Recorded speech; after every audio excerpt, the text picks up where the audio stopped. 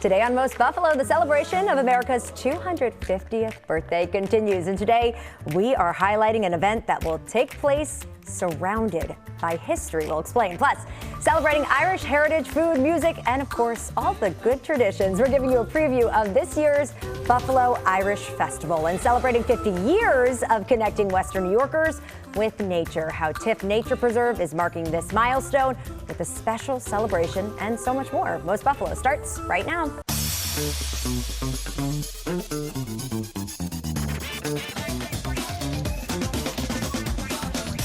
Hi everyone and welcome to Most Buffalo. I'm Courtney Courtwright. Today we are looking ahead to some big events happening around Western New York. Plus, we'll show you some great places to get outside and enjoy the beauty of our region. But first, America's 250th anniversary is giving Western New Yorkers another reason to celebrate this summer. On Sunday, August 2nd, Buffalo's waterfront will transform into a day-long celebration with history, live entertainment, family activities, military exhibits, food, and a spectacular fireworks finale during 716 Celebrates Stars, Stripes, and Singers. Here with a preview of this exciting event is Brian Llewellyn. He is the CEO of the Buffalo and Erie County Naval and Military Park. Thanks so much for being here, Brian. It's great to be here.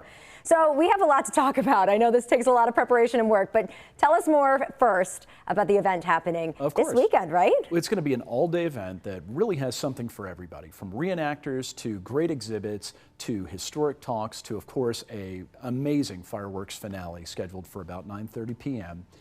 There really is something for everybody, and I'm so proud to be working alongside dozens of nonprofits across Western New York that have spent 2 years preparing for this. So this is really going to be a big event. It's going to be at the Naval Park as well as the Canal Side Greens, starting at 4 p.m. And again, it's going to be a lot of fun. Yeah, so, how does this event continue our celebrations of our nation's 250th anniversary? Well, anytime you celebrate one of these major milestones, it's always a really big deal. In '76 and in 1926, these were year-long endeavors. So here, we're bringing together Erie County and all of their cultural nonprofit partners, museums, veterans organizations, to put on something really special. It's going to take you through 250 years of history, whether that be revolutionary reenactors from the Second World War, reenactors from the War of 1812, all the way up to really great bands. We're hosting the 10th Mountain Division band Avalanche. That's out of one of the local forts here in New York, and they are incredible. They're going to be our main stage entertainment leading into the fireworks celebration. And we have so much more. I really encourage everybody to go check out the BuffaloNavalPark.org website and check out the Run a Show. Yeah, you said there's a little bit of something for everybody, and you just named off a whole list of things that you can pick and choose from, right? It's a ton. There's great food, there's great activities, there's a lot of family fun, and you're going to learn a lot, I think, about our history and about what it is to be an American. It's a really special day. And you said it perfectly. When you come to the Naval Park, you're just immersed in history. You just said it. When you leave, you take something, no doubt. You take something away. So what do you hope families take away after spending the day at the celebrations? Well, we are inherently a patriotic organization. We celebrate our nation's history every single day, and a 250-year milestone is kind of a big deal.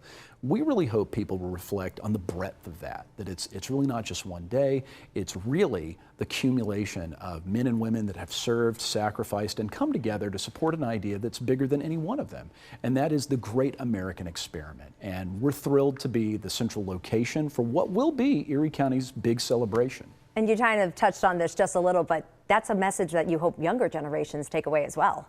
100%. This is a special milestone. I was not alive in '76, but it looms large. And for anybody that's able to celebrate one of these major milestones for our nation, it's always special. And we have a lot of surprises. Some I can talk about today, some I can't. We have the oldest historic fireboat, the E.M. Cotter, that's going to be putting on a huge show. You have the fireworks. You have a terrific marching band lead in. And it's really much more than I can go into in a single interview. You've got to go to the website, you've got to get engaged on social media so that you can learn just how much the entire community has brought together to do something really special for the 250th anniversary. And I know we went over the list of everything, but just give us the times and the date one more time, just if our viewers are just tuning in right now. So this is going to be Sunday, August 2nd. There is a full day of family activities culminating in a great fireworks show at approximately 9:30. Activities start at 4 p.m. and I assure you there's something planned every hour. You're going to have a lot of fun and your youngsters will walk away with something special, including an opportunity to sign one of the biggest copies of the Declaration of Independence in the nation. Oh, that's pretty cool. So that was not a surprise, right? No, we heard that here live. Talk about that. No. There's more to come, I promise. We've got some stuff to come out in the media later this week. Anything else that you think I missed, Brian? We have about 15 seconds left. No, we just really hope the community comes out.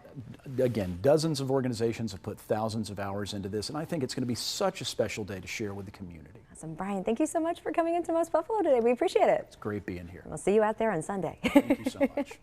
A story we first shared here on Most Buffalo is now drawing a big response in Lockport. It was standing room only for the opening of the I Was There Unknown Stories of Vietnam at the Keenan Center Gallery. The exhibit features photos, personal mementos, and firsthand accounts from the Vietnam War era, sharing the stories of veterans in their own words. Organizers tell us many attendees came after seeing our interviews right here on Most Buffalo with Joanne. The exhibit is on display through September 20th. 4 women who served as nurses on the front lines during the Vietnam War sharing their powerful stories at this weekend's event. They opened up about their experiences serving our country and the lasting impact of their time in Vietnam. 2 on Your Side's Kelly Dudzik speaking with one of the women ahead of the gathering. Some of the things that were going on in the country, which at the time I found disturbing, in terms of some of the anti-war demonstrations and stuff like that, and decided that I would go because I thought I could help. In 1968, as a young nursing school graduate, Joan Fury volunteered for the Army Nurse Corps. She served in Vietnam from 1969 to 70, caring for wounded soldiers and civilians. I was 22, and the casualties were younger than I was. And of course they were drafted, they were right out of high school. And,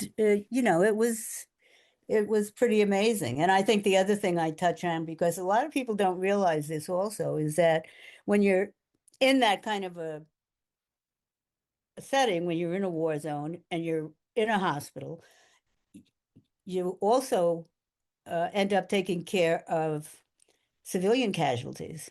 And oftentimes civilian casualties are children. Fury's experiences in Vietnam inspired her to pioneer a PTSD program for veterans, and she also co-edited an anthology of poetry by women who served in Vietnam. She says the floodgates really opened after the dedication of the Vietnam Veterans Memorial. You found out that there were other people that also had written poetry and had written essays or prose or, just jotted down experiences in a, pretty emotional way, but that they didn't share them. They didn't have anyone to share them with, or they were afraid to share them. On Your Side, Kelly Dudzik, Channel 2 News. Rowers from across the U.S. and Canada came together over the weekend for the Westside Invitational Regatta. The annual 1,500-meter race on the Black Rock Canal continues a tradition that actually started in 1913. That's when the Westside Rowing Club held its first water carnival and regatta.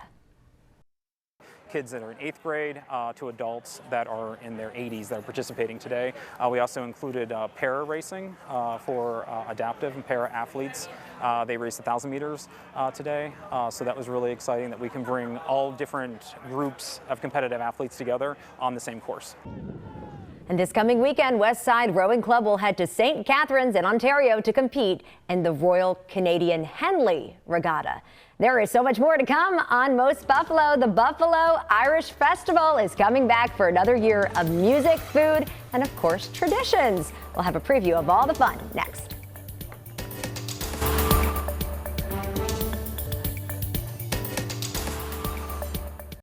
Well, the sound of Irish music, the steps of Irish dancers, and a celebration of culture will take over the Old First Ward this weekend. The Buffalo Irish Festival is returning to Riverfest Park, bringing together thousands to celebrate Irish heritage, food, music, and of course, all the traditions. Joining us now in studio is Tim Flanagan. He is the chairman of the Buffalo Irish Center Board. So welcome to Most Buffalo, Thanks Tim. for having me here. Thanks so much for being here. Yeah. All right, so we have a lot to talk about too. Yeah, I'm really excited about the upcoming weekend. Yeah, so let's start first about what it takes to put this all together so when people get there, it's all finished and done for them. Yeah, we have a phenomenal team on our host planning committee, and so there's about 16 or 17 folks who spend the entire year planning the next festival. So this started this time last year for this one. And so they just kind of meet throughout the year to get this all organized. They do a great job. Yeah, so what can people expect from the upcoming festival? Yeah, usual stuff, right? So of course we have great Irish dancing and great Irish music, but we're gonna have some other things going on. We have some great guest speakers coming in. Tim Herzog's gonna talk about brewing in the Irish tradition. So that's gonna kind of, have a nice little draw in for everybody. A lot of arts and crafts for the kids to take part in. We have some great bands coming in. The Prodigals are coming up from New York City, and we have the Fenians coming out from California. So we're really excited to have them here for the first time at the festival.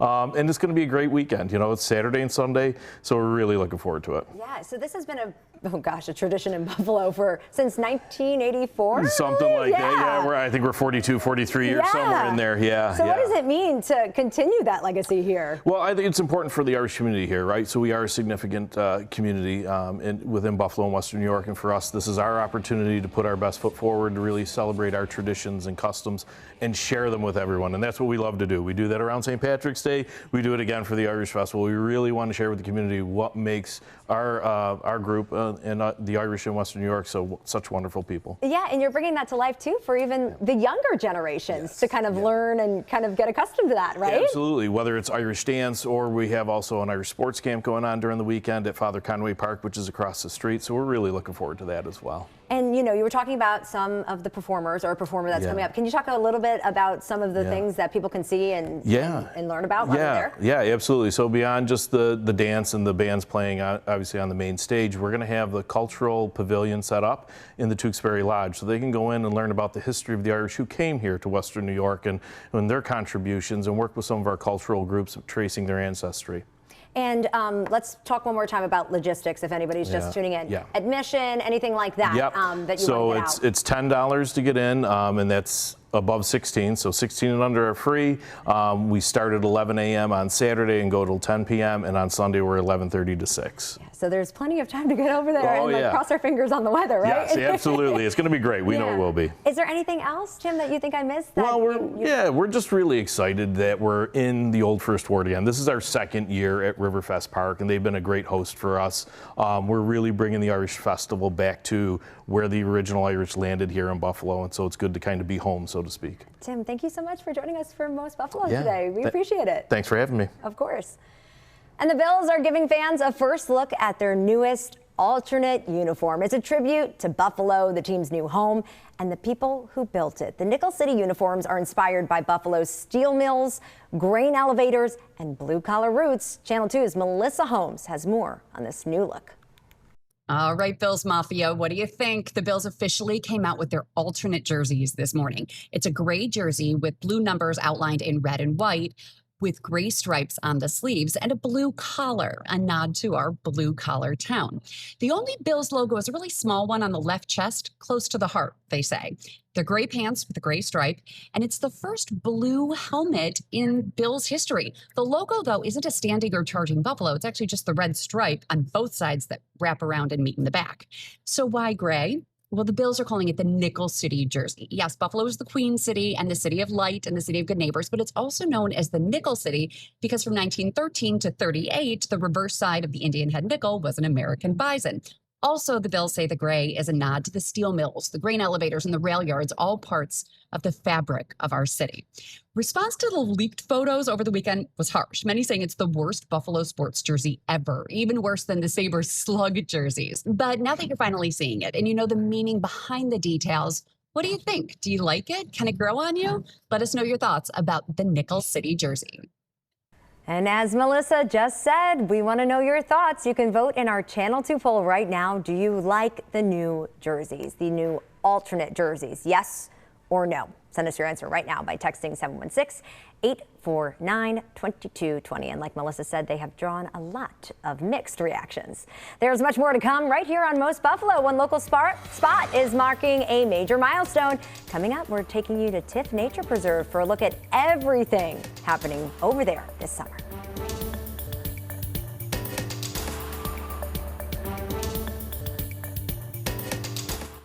All right, we are back now on Most Buffalo, and summer, of course, is in full swing. If you're looking for a place to get outside and explore right here in Western New York, Tifft Nature Preserve has plenty to offer. We'll get to that in just a moment. From seasonal activities to a new accessible trail and a big 50th anniversary celebration coming up, there is just something for everybody to enjoy. Joining us now in the studio is Gary Siddall. He is the president and CEO of the Buffalo Museum of Science and Tifft Nature Preserve. That's right. Welcome back to Most Buffalo, Gary. Of course, so happy to be here. You know, most people don't realize that the Buffalo Museum of Science and Tifft Nature Preserve, we're actually one organization operating two different sites. So it's a pleasure to be here today talking about all things outdoors with Tifft. Yeah, I was going to say something outdoors and rather than inside. Yes. So let's start off. We've got a lot to talk about. So the anniversary celebration.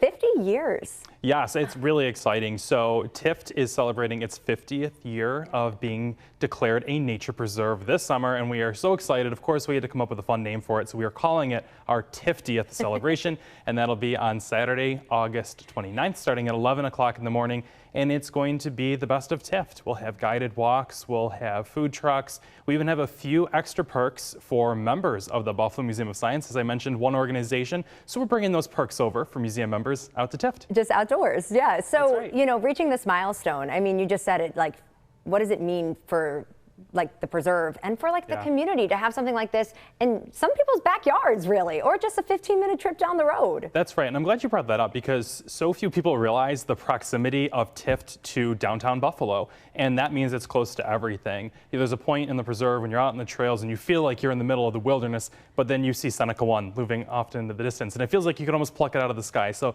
that gives you an idea of just how close Tifft is. It's a very short ride for most communities here in Western New York. We encourage people to come out. Even if you're looking to do a quick walk, you can spend half an hour out, so clear your head on your lunch break, or of course, spend some time on a Saturday going birding, participating in one of our many programs. Yeah, because it's so much space, you know. So much space, 264 acres. We are not light on space. So how has it evolved over the last, what, 5 decades? You know, a lot has happened. Our commitment has largely been to bringing quality educational programming, so connecting people with nature in a way that feels most exciting. And the other part of what we do is actually ecological stewardship and restoration. So our team is actually out in the preserve, removing invasive species in partnership with our very large contingent of volunteers. And we're essentially trying to let nature come back into its true form. And that's something that we're proud to do, but most importantly, to connect our visitors to. Yeah, I love how we have this video playing because you can just see how beautiful it is. It is. Everything from the Cattell Marsh to the sort of intimacy of the trails themselves. We are so fortunate to have this as part of our portfolio of activities we can bring to the public. And there's a new accessible trail as well. Can you talk to us a little bit about that? It's a really exciting project. So it'll actually be Western New York's longest fully ADA accessible trail when we complete that in just a few short weeks now. So what we'll be doing is encouraging visitors who have accessibility needs of all sorts of diversity to come out. You can go out into our new boardwalk that is much wider. It brings you on a full, almost 3/4 mile loop back to the Education Center and connects you in really some incredible ways. The vantage points that the new boardwalk offers, from elevated viewing platforms to lowered surfaces that bring you to the edge of the water, it's an incredible experience. It's a place for everybody to go. That's exactly right. Yeah, so, you know, we talk a little bit about, you know, what we have happening this summer. As summer winds down,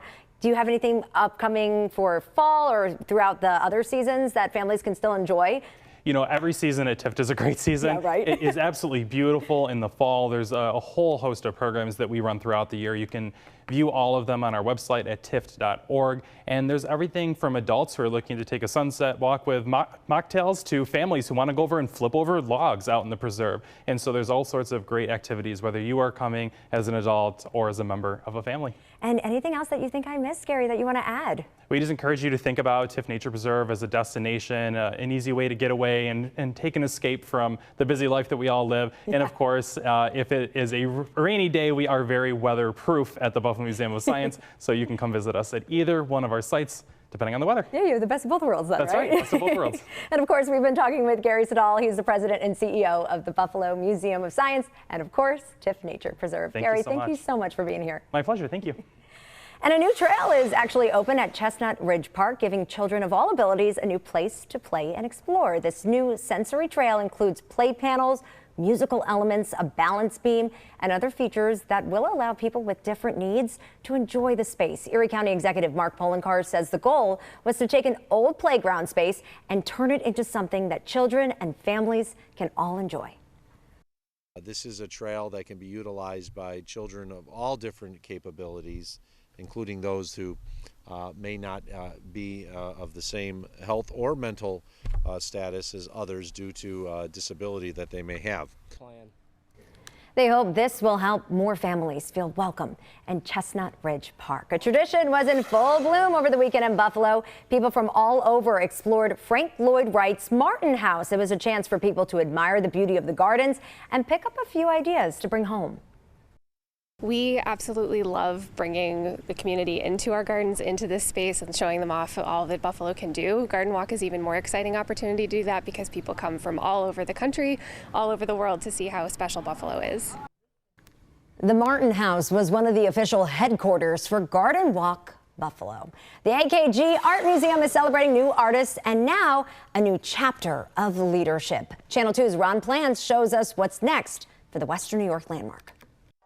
In the wake of the $230 million capital campaign to expand and renovate the AKG Art Museum, which reopened in 2023, and now with the effective October resignation of Director Yanni Seren, there's a leadership makeover as well, with incoming Executive Director Jillian Jones and incoming Artistic Director Kathleen Chaffee as they laid out their future plans for this Buffalo institution with a worldwide fine arts reputation. I will be responsible for the museum's overarching strategy, its operations, its finances, all of the things that work in harmony with the artistic program to make sure that we're putting forth a rigorous and well thought through program. It's a 164-year-old museum. It's one of the oldest museums in the country and the oldest museum of modern and contemporary art in the country. When we think about what it means to take these roles, and especially if I'm thinking about the responsibility towards the artists, the relationships with the team and the staff, that healthy amount of, let's say, trepidation, it's more like awe. Yeah, it's a great deal of excitement.